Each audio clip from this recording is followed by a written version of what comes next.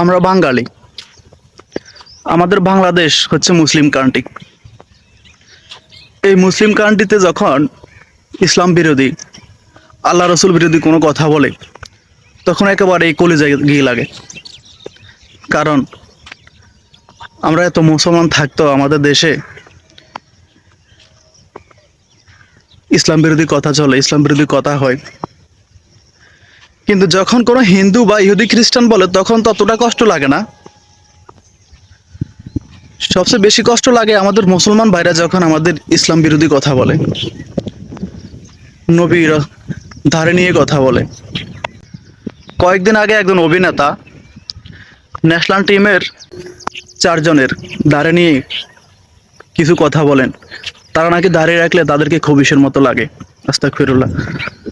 তো ওই মানুষটা আসলে কতটা জ্ঞানী আমি জানি না, কিন্তু আমি ওনাকে জ্ঞানী বলতে আমার খুব লজ্জা হচ্ছে যে ওই মানুষটা একজন মুসলমান হয়ে কিভাবে এই কথাটা বললো।